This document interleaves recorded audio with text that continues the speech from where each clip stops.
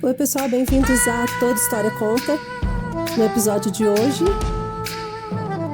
Olha só que loucura. Terça-feira eu tive aula sobre masculinidade. Tá. Falou-se várias besteiras e várias coisas que... E algumas poucas coisas que são decentes. Tá. Tá? Que faz um certo sentido. Que faz um certo sentido. Tá. Tá? Poucas coisas. A maioria...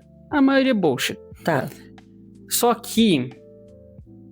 Pra onde que a gente pode chegar, por exemplo, de uma masculinidade saudável? Não sei se eu quero ir por aí, mas o que eu quero chegar é no ponto assim, ó, da relação entre homem e mulher, que é uma coisa necessária, é uma coisa assim que o homem precisa dessa abertura, desse se expor,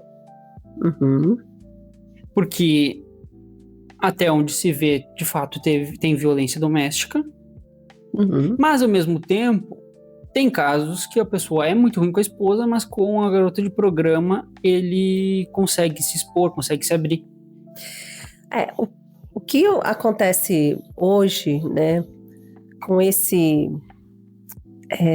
essa proposta de que a mulher tem que ser independente e batalhadora, empoderada, né, ela foi galgando caminhos que como se fosse assim um caminho solitário até, né?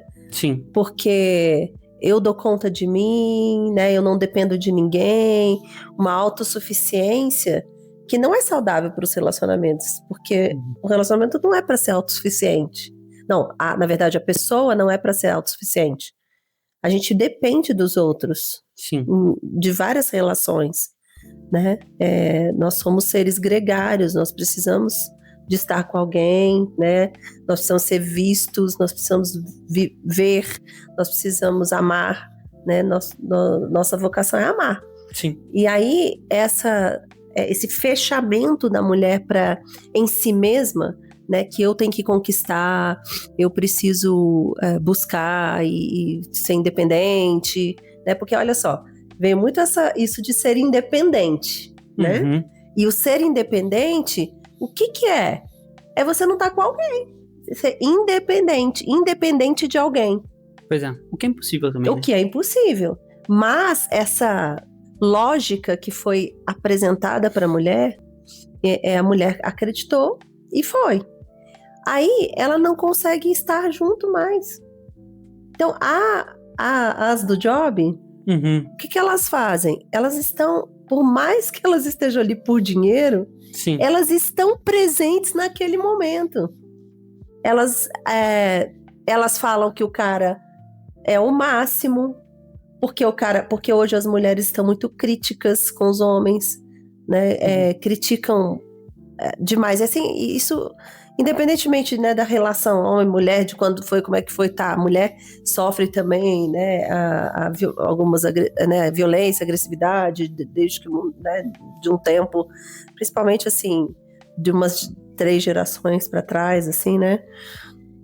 Aí tem explicações, né, históricas para isso e tudo, mas assim, essa mulher mais vulnerável que tá ali pro cara, né, e que tá dizendo para ele que ele é bom, sim, que ele é alguém assim que importa, né? Enquanto a de casa às vezes tá xingando, brigando, se irritando por muito pouco, porque tá exausta também, né? Tá acumulando muitas funções e, né, tá exausta ali e chega lá e despeja, né, essas frustrações todas ali na relação. Então aí, é claro, né, aí o cara não tem espaço de vulnerabilidade nem da mulher nem do homem. Sim, é verdade. A vulnerabilidade é um dos pilares. Assim, eu vou tentar fazer uma meia-culpa pro feminismo agora, assim, ousado, tá? Apesar de todos os problemas. Mas assim, desde que o mundo é mundo, o homem e a mulher sempre tiveram uma certa dificuldade de relacionar-se. Porque se a gente for ver aquele livro Os Homens São Mulheres... aí é do feminismo mesmo. Mas os homens são de Marte e as mulheres são de Vênus. Se a gente for olhar, através dessa ótica do livro, que eu acho que o livro expressa bem Sim. que o homem, ele tem um jeito diferente de ver o mundo e a mulher tem outro. Por isso que, às vezes, eles estão falando de mesmos objetos através de ângulos diferentes. Sim. Ambos falam português, mas a visão de cada um é um pouco diferente sobre o objeto. São linguagens diferentes mesmo. Você falou até de português, então é como se fossem linguagens diferentes mesmo. Isso aí. Então, desde que o mundo é mundo, tem um certo estranhamento entre como a gente vai juntar essas duas visões. É sempre uma tentativa de fazer uma certa tradução. E as traduções geralmente não são bem feitas. Uhum. Até porque a gente está cada vez mais tentando se tornar um pouco mais racional e um pouco mais próximo. Uhum. A criação dos Estados-nações, do jeito que a gente tem hoje, é uma coisa muito recente também. Uhum. Até um pouco tempo atrás, tinha um feudalismo que tinha outra configuração, né? outra configuração, outra estrutura de família também que era possível. Então, também, desde muito tempo, a família tem passado por uma estruturação, né? Sim. O relacionamento entre homem e mulher. Sim. Que é assim que se forma uma família. E aí, por exemplo, Adão e Eva, tá? A Eva e Adão, desde o... Tipo, estavam lá se dando bem, mas apareceu uma serpente, já deu um rolo lá. Já deu um rolo na comunicação, entendeu? Então, a minha culpa que eu quero fazer é o seguinte: o homem também, às vezes, ele tem uma dificuldade de acessar o feminino e a mulher tem uma dificuldade de acessar o masculino e fica nesse ruído eterno de comunicação e não tem uma aproximação entre tirar um pouco dessa parte mais introspectiva do homem e tirar essa parte de resolver na conversa da mulher para os dois chegarem num consenso, sabe? Sim. E daí fica essa coisa de distanciamento, sabe? Sim. Aí eu só quero falar quando eu quero do job. E a mulher vai lá e o cara tá meio puto da vida e insiste que ele fale para resolver os problemas. Só que ele não quer falar para resolver os problemas naquele momento. Aham. E daí fica essas coisas, cada vez vai se distanciando, entendeu? Sim. Porque olha só que interessante, a natureza da mulher seria uma natureza mais silenciosa, porque é um mundo interno. Uhum. Vamos pensar, o órgão sexual feminino é interno. Sim. Não é à toa que essa fisiologia é assim. A mulher tem um mundo interno mais rico, ela deveria estar mais silenciosa, né? Fazendo as coisas dela, refletindo, meditando um pouco mais. E a mulher está muito para fora hoje em dia. Por quê? Por querer conquistar, por essa questão de empoderamento, essa questão de resultado. E isso é muito árduo para a mulher. Esse mundo é muito masculino. O mundo civilizatório é muito masculino. Por exemplo, a ação do homem é para fora, é externa, tanto que a civilização é bem masculina, são prédios altos, o órgão sexual masculino é para fora, sim, né? Então, assim, não é à toa, é simbólico isso também. Sim. Então, o problema é que acabou que o homem ficou quieto demais, né? E claro que ele é quieto por outros aspectos, né, do cotidiano, assim. Mas o homem, ele seria para conquista uma das conquistas é falar, né, é discursar, é dar aula, não que a mulher não possa fazer isso e faz isso muito bem, né, hoje em dia, não tô delimitando o espaço de atuação da mulher e do homem, mas o respeito por uma natureza. E aí, o que acontece? O homem agora se cala e a mulher fala demais. Porque ela não está tendo também os espaços de fala que seria com as mulheres. Eu tinha uma professora que falou assim uma vez: a força das mulheres é estar entre mulheres. Porque o mundo da mulher é meio assim, sem muita borda. É para falar, para conversar, ao mesmo tempo que é interno, entre as amigas, né? Ali é o momento dessa vulnerabilidade de colocar as questões e tudo mais. Mas ela não está tendo mais esses espaços. Você vê, hoje em dia é difícil marcar encontro. né? Dificilmente a gente consegue marcar, olha, vamos lá tomar um café e tal, porque tá todo mundo muito ocupado, né? Tá todo mundo cheio de afazeres, né? O mercado de trabalho exigindo absurdamente muito mais, né? A gente sempre com uma sensação de déficit, de que não está entregando tudo, de que o tempo é mais escasso do que tem para entregar. Então, é muito importante que a gente respeite essa natureza de cada um. E a gente não tem respeitado. E aí não dá espaço para essas vulnerabilidades acontecerem, né? A mulher, por um lado, ficar mais silenciosa, recebendo um pouco mais ali o que ele às vezes quer dizer e não diz, e diz para o job, né? Um pouco mais aberta, e ao mesmo tempo também vulnerável, também essa coisa sem borda, que é do feminino, né? O masculino é resultado, né? Borda, contorno. O feminino é mais a coisa do cuidado, do espaço, da abertura. Então, tá muito difícil, assim, as relações, porque a natureza dessas relações estão corrompidas. Sim.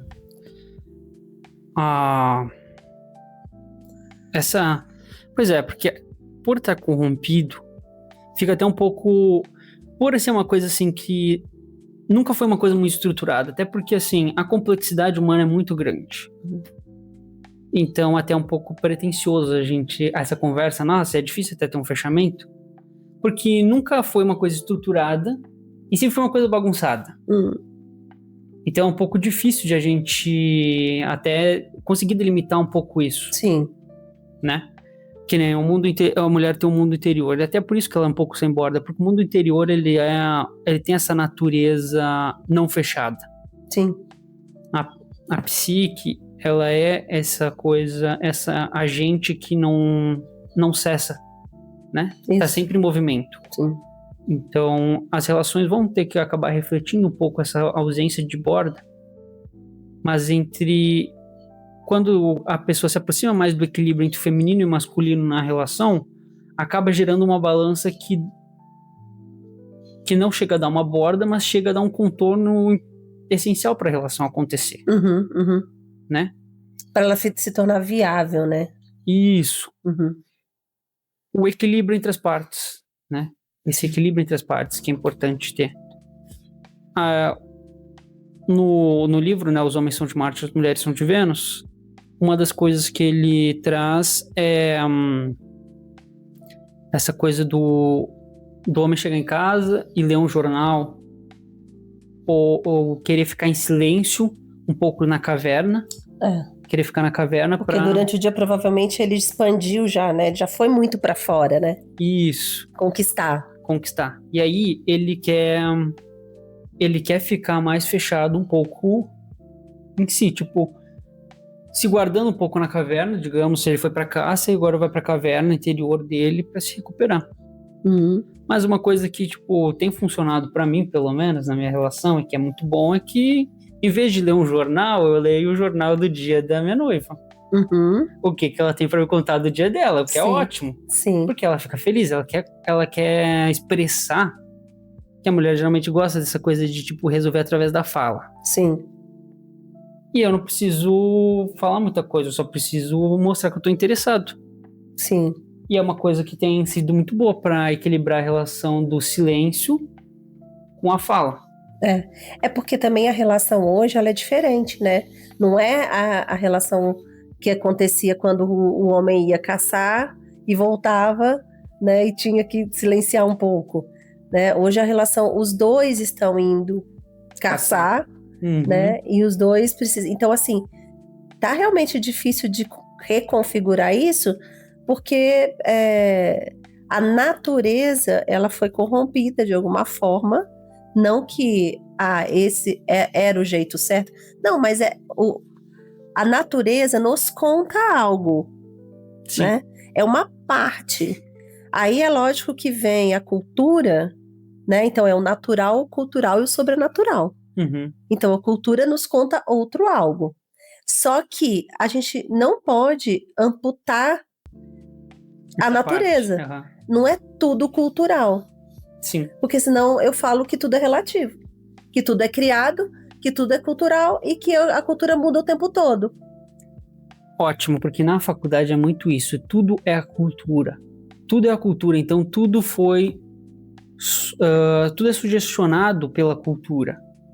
Então, as relações humanas que acontecem num determinado lugar só acontecem de acordo com a cultura. Uhum. Mas era impossível ter a cultura que tem se não fosse o natural e o sobrenatural. Sim, A cultura é só uma interpretação do natural e do sobrenatural. isso. Então, A natureza, ela já revela algo para nós, né? Aí a gente está falando aqui fisiologicamente, por exemplo, do corpo feminino e masculino, ele já revela algo. E esse algo, ele não é alheio, ele não é sozinho, ele não é um recorte. Ele é uma parte integrante da realidade, né? Então, o natural, cultural e sobrenatural tem que ser integrados. Então, se eu falo assim, não há de se considerar isso. O órgão sexual feminino é apenas um uma adendo, assim, é um anexo ali, um acessório. Um acessório, né? Uhum. Então, assim, não dá. Né? Pois é, e como se a natureza e a forma não comunicassem algo. Né? Tudo da natureza comunica algo. Tanto é que aconteceu um episódio, e você vai se lembrar. A gente estava num almoço aqui em família e aconteceu, lembrei agora aqui falando desse assunto, né? Tinham 3 mulheres e 2 homens. 3 homens. 3 homens? 3 mulheres e 3 homens. 3 homens e 3 mulheres à mesa. Isso. Uma mulher, seria a quarta, né? Seria a quarta. Uhum. Foi pegar o neném. Isso. Que acordou. Uhum. Ela soltou um som grave quando ela foi buscar o neném. As 3 mulheres que estavam à mesa se apavoraram. Se apavoraram, assim, e tiveram uma nítida sensação de que tinha algo muito grave acontecendo. Com o bebê. Isso. E os 3 homens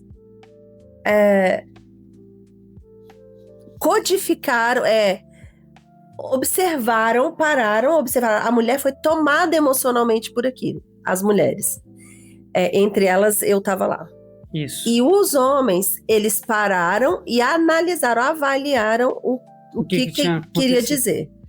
E quando eles avaliaram, porque o emocional não veio na frente, e sim um racional mais... Peraí, vamos ter uma calma de ouvir o que é. Uhum. E vocês identificaram que não era não tinha pedido. Era uma surpresa. Na verdade, era algo assim. Alegre. Você acordou? Não. Tá. Aí, quando ela voltou com o neném, as meninas, as mulheres, entre elas eu, tava passando mal. A gente tava, assim, passando mal. Né? Pelo amor de Deus, o que aconteceu? Não aconteceu nada, não, só peguei o neném, tá? Uhum. E os homens assim, nossa, mas vocês entenderam o quê? Não, eu achei que tivesse acontecido algo muito grave. E o pior, olha que doido isso. Não é que a gente achou que tivesse acontecido algo grave, a gente achou que tivesse acontecido algo fatal. O pior. O pior. É assim, aquele som deu pra gente uma sensação de que, assim, ela chegou lá, então a gente construiu uma história emocional. E a gente uma história racional. E vocês uma história racional. Olha que interessante. Foi muito interessante aquilo, porque aí ficamos um tempo ali discorrendo sobre aquilo, né? Sim.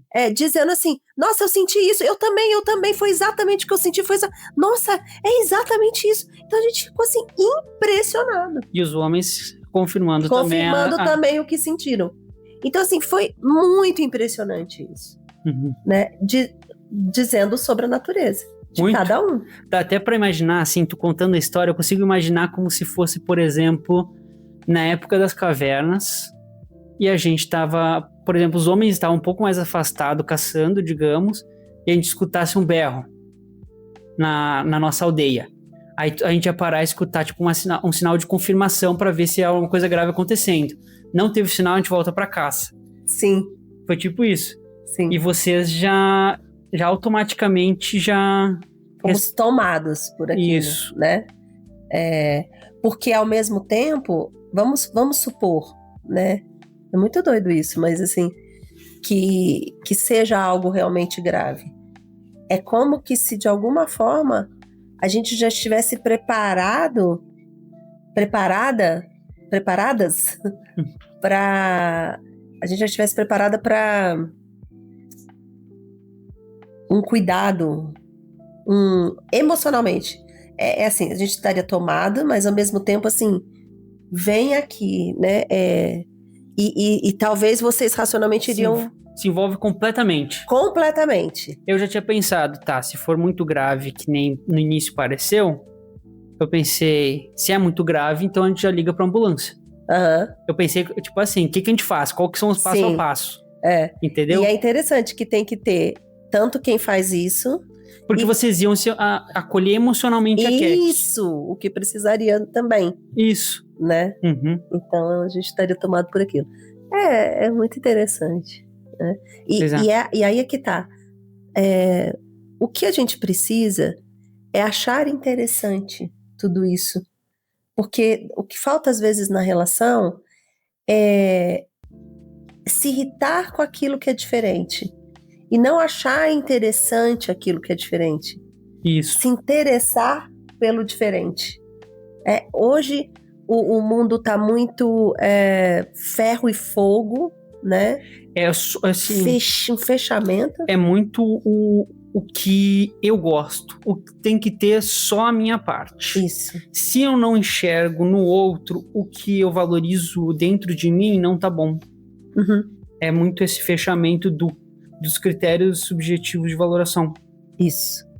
E acaba tendo esse estranhamento. Um fechamento de um eu imaturo. Isso. Entrando na quarta camada, né? A quarta camada, ela é realmente esse critério de valoração subjetiva. A terceira e a quarta camada são camadas de cálculo, né? De fechamento. Mas a terceira camada é uma camada de cálculo do mundo exterior. E a quarta camada é um cálculo de mundo interior. Uhum. Que é o cálculo do mundo interior. É isso, é a emoção, é o critério de valoração subjetiva. A primeira vez que aparece um eu é na quarta camada. Eu gosto disso, não gosto disso. Isso. É a primeira vez que aparece.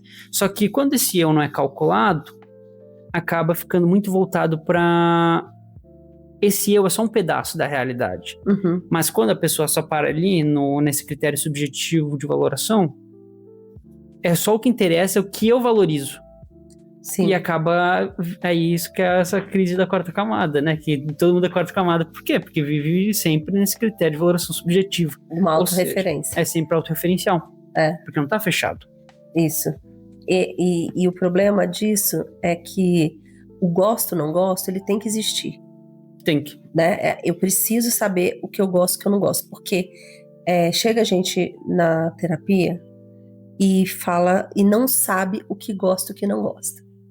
De coisas muito, muito básicas. Né? Então, às vezes, a gente tem que explorar com o paciente isso. Né? O que você gosta? O que você gosta de música? O que você gosta de filme? O que você gosta de comer? O que você gosta de passeio? Você gosta mais de passeio externo ou interno? Mais urbana, mais rural, mais o quê? E a pessoa não tem esse referencial. Tá muito mal formado. Muito mal formado. Por quê? Por que isso está mal formado? Porque quando era pequenininha lá, né? Ninguém olhou para isso. Ninguém olhou e falou assim: e aí, o que você gosta?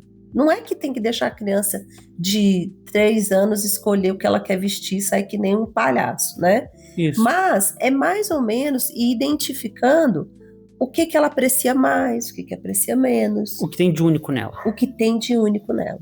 Então, a gente vai tendo um eu muito incipiente ainda, mas é um eu ali se formando. E aí, o que os pais precisam fazer? Eles precisam delinear isso. De que forma? Eu gosto disso. Isso é gostável? Isso não é gostável? Porque é esse referencial que a criança vai identificar como eu continuo por esse caminho e por esse não. O que eu gosto é gostável e deve ser gostável? Por exemplo, eu gosto muito de milkshake, tá? Uhum. Milkshake é gostável? É. Depende. Em certa medida. Em certa medida. Então, assim, o que eu gosto é gostável? Milkshake é gostável?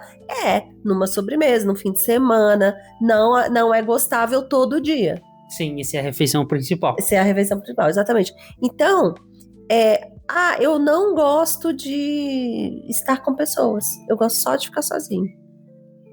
Estar com pessoas deve ser gostável. Na medida em que, para aquela criança, porque pode ser uma criança mais introspectiva, e tem que respeitar isso também na criança. Mas eu também tenho que desafiá-la a se relacionar, né? Guardadas as proporções dela. Alguns vão se relacionar mais, outros menos, né? E aí a gente vai identificando essas particularidades. Então, assim, respeitando essas particularidades e incentivando para que ela não fique presa naquele mundo e vire um mundo autorreferente, né? Isso. No fim das contas. E aí quando a pessoa casa com essa falta do mundo disso que tu estava falando, né? Ela vai ter muita dificuldade de se relacionar com outra pessoa. Sim. Ela vai ser uma relação, ambos provavelmente vão estar se relacionando a partir só do eu, esperando que o outro confirme esse eu. E o outro, ao mesmo tempo, vai estar confirmando o seu próprio eu. E aí, né, vai... Não tem relação. Não tem relação. Não tem relação, é sempre uma relação autorreferente, cheia de problemas. Sim. Então, por isso que o Heitor até fala, né? Pra casar tem que estar a partir da 7ª camada. Uhum. Senão é inviável. É inviável. Vai ter sempre com um foco no eu e não no outro. É isso que precisa de um casamento, né? O foco no outro. Sim. Enquanto a partir do outro vai ter um foco em ti. Sim. E é aí que se cria uma relação. E é muito interessante isso de... Isso que Deus fez. Digamos que Deus exista. Isso que Deus fez de criar duas pessoas com visões completamente diferentes e pôr para se relacionar e criar uma vida juntos, criar uma história juntos, que nunca vai ter fim, porque os dois vão estar sempre criando formas de se comunicar com essa pessoa que é de outro planeta. Uhum. Então, quando a pessoa amadurece e consegue passar por esse processo de individuação, se torna muito mais fácil depois ela ter um relacionamento. Porque aí ela vai estar disposta a entender o outro e se maravilhar com o outro, porque o outro vai estar sempre com uma outra perspectiva. Sim. E vão estar sempre tendo essa busca pela comunhão. Né? Uhum. Que é a beleza do casamento, né? Isso. Porque é um eu formado se relacionando com outro eu formado. Né? Tentando se somar. E somam, né? Então é isso, se maravilhar com essa diferença, né? Que tá ali se apresentando para mim e como é rico, né? Abundante isso, né? De chegar uma pessoa que tem outras perspectivas que até então eu não conhecia. Pois né? é. Olha que presente, né? Até então eu não conhecia esse jeito de pensar, né? Essa forma de agir. Uhum. Tanto sendo me apresentado isso. Por isso, tão importante é contar histórias, é ver histórias, ler histórias, ver filmes, né? Porque o problema de hoje é que as pessoas estão se relacionando com aspectos recortados, né? De um eu, né? O materialismo, o utilitarismo, né? Uma visão mecanicista, né? Do ser humano como algo que funciona de um determinado jeito ou de outro, um recorte da realidade, né? O resultado, a máquina dá resultado, né? O ser humano, essa é a visão mecanicista, né? O ser humano também tem que dar resultado, né? Tem todo esse mundo empresarial, né? Que fala assim, de produtividade, tem que dar resultado, né? Então, é essa visão mecanicista. E se a gente se relaciona a partir dessa visão, eu acabo colocando o outro como um objeto que tem que se ajustar a mim. Ele tem que responder ao meu anseio, exatamente do jeito que eu quero. É como se ele fosse uma peça da minha máquina. Né? Ele tem que encaixar aqui do jeito que eu quero. E não do jeito que ele existe, que ele é. Isso. De fato, não é a expressão pura do ser dele, né? Pura não, porque obviamente a gente vem cheia de traumas e tudo, né? Então, assim, às vezes a expressão desse ser Uhum. E aí, muitas vezes, assim, não é real, né? É, Esse ser está se expressando ali de uma forma figurada, como uma personagem que teve que dar, que foi criada para dar conta de alguns anseios da vida aí que não foram preenchidos, né? a grande maioria das vezes.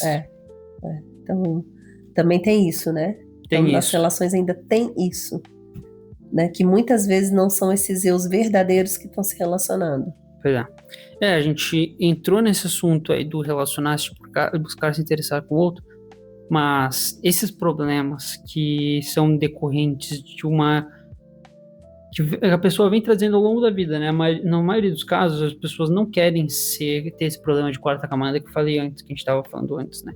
Elas não querem isso. Mas acaba que, pela circunstância da vida, elas precisaram criar esses problemas, ou não foi permitido elas ter esse fechamento, ter esse amadurecimento. Mas, também agora a gente não tem como dar essa resposta. Sim.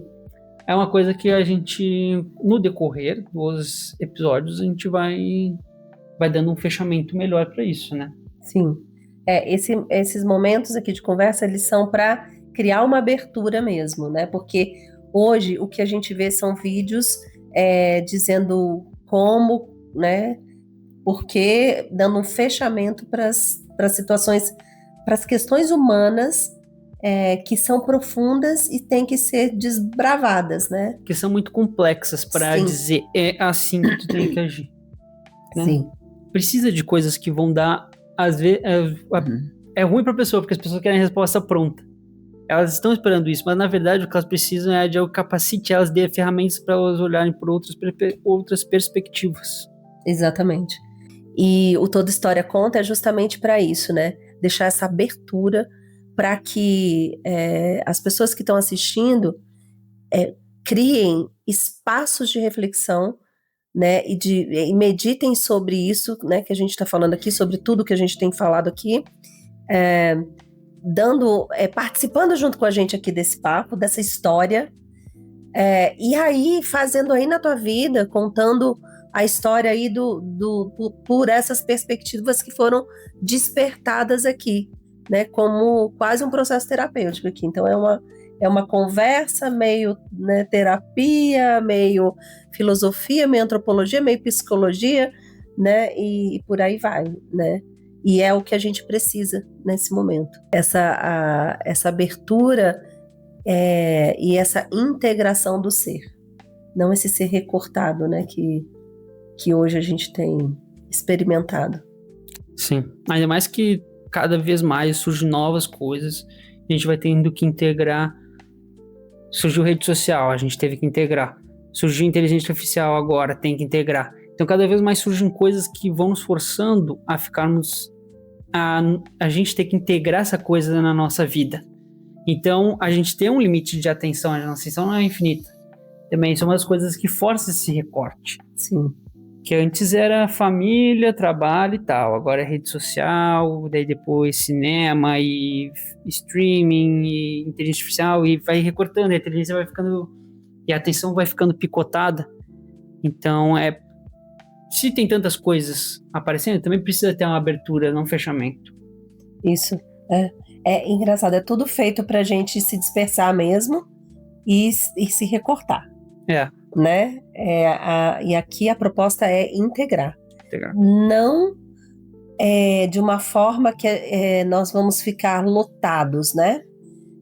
Mas nós precisamos ter o domínio, né? Nós viemos aqui para dominar e de dominar. Então, nós temos que ter esse domínio. Não é que a gente vai ter o domínio da inteligência artificial, domínio das redes sociais, mas a gente teria que ter um certo domínio disso tudo. É como se nós estivéssemos aqui por cima, olhando tudo isso acontecer. Né? A questão da história contada é justamente isso, é quando a gente consegue assim, distanciar um pouquinho, olhar para aquilo e contar aquela história. Quem é a Luciana diante do advento da inteligência artificial, das redes sociais, quem é o Pedro nisso tudo? E nós vamos utilizar isso, né? Estamos aqui filmando, gravando, abrindo para a própria voz de cada um, né? Abrindo para outras vozes, outras histórias. Então, esse fio condutor de contar a própria história é o que vai integrar as partes. É determinante. É determinante, né? É isso aí. É isso aí, feito. Mais uma história conta. Isso. É isso aí. É isso também. Toda história conta, eu sou também.